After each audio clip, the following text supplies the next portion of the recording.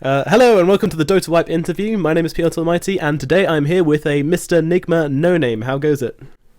Hello, hello, hello. I am doing well. Good, good, good. So for those of you who don't know, just talk us through what you do. I make stupid videos on the internet and people watch them. And yeah, they're usually about Dota 2 most of the time. And they're pretty dumb, but hey, people seem to enjoy them, so I just keep making them. You don't monetize your videos on YouTube, do you? I monetize the ones that I'm allowed to monetize. Often I'm in the situation where I use copyrighted music, and then I am not allowed to monetize. So one could make the argument that I should just stop using copyrighted music, but eh. So you and Reeves teamed up to produce the most recent Trench Digest. What was it like doing that with him? It was great, but it was also very difficult because I'm not the kind of person who has done this sort of thing before. Usually I just kind of sit in the darkness and edit videos, and I don't show myself. So it was definitely challenging for me, like try and spontaneously be interesting and funny. And also we got a lot of feedback from people of what they liked and didn't like. So we're gonna try and maybe adjust the format for next time, but still keep it in a way that we can keep Reeves, because I feel like I like Reeves. I think a lot of people like Reeves, so I gotta find a way that sort of satisfies both parties now. Okay, so what else are you working on at the moment other than Trench Digest, or is that pretty much it? Or Um, well, I'm always working on the shittier digest in the sense that I'm just gathering clips, trying to put that together, but I can't really put that together unless I have enough funny stuff to work with. Trench Digest is something that we're hopefully always working on, although right now we're kind of trying to figure out how to make the format different. And we actually started a new thing that started off as just a one-off parody where we parodied Slasher, but we're kind of thinking of turning that into its own series, which is Fuda's Way. If you've seen the original video, the first one where we parodied Slasher, and we made like a Warlock guide where you buy a whole bunch of mangoes and roam around and cast an upheaval on everyone. So what started off as a Slasher parody has kind of now become like a fun little series where we plan to just come up with really stupid but maybe even sort of effective hero guides. I'm actually very excited about this series, because it's easy to make, but it's still funny, and yeah, it just gives us a way to sort of like channel our, like, I don't know, the stuff that we often joke about in our when we play games, me and Fuda. And so now we're actually very hyped for this series because we're just in the writers room constantly. We've already come up with like a huge list of really stupid hero builds that we can't wait to make videos for. what's your view on like the? You talked a little bit about the feedback they gave you, but what's the your view on the Dota 2 community like as a general? Um, I don't think that the Dota 2 community is actually very different than any other community. People often sort of give it a bad reputation because obviously Dota 2 is a game where there's a lot of flaming and stuff in game.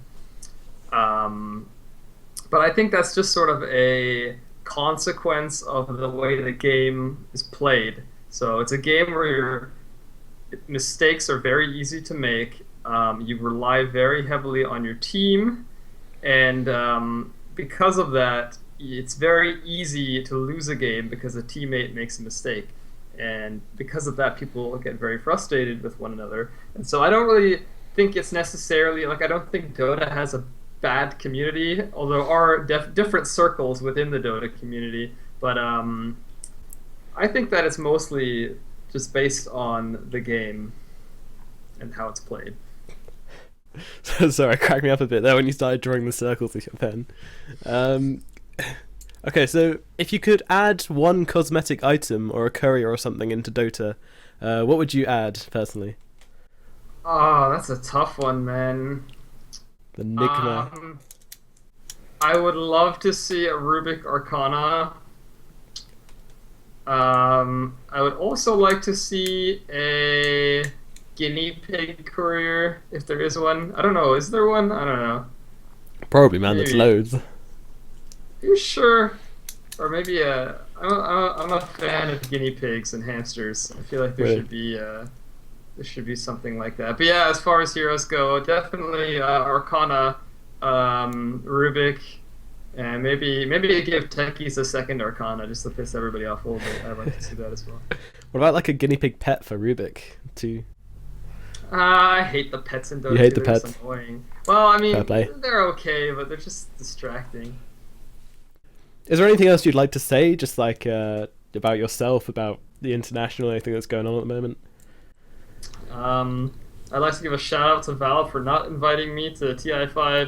You made the right choice. Um, also, The fuck salt. you guys.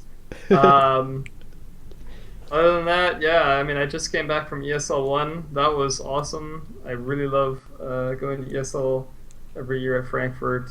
Uh, so maybe shout out to them for hooking me up with free tickets to that. You guys are cool, unlike Valve.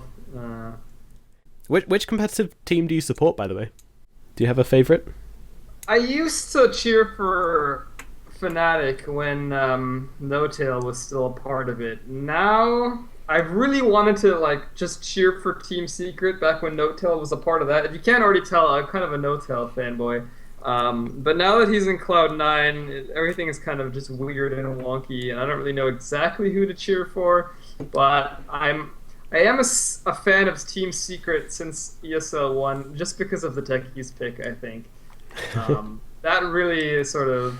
So I guess you could say favorite team, Team Secret, favorite player, No Tail. Okay, alright, cool. Hello, I am Nigma, and this is my way of playing Broodmother.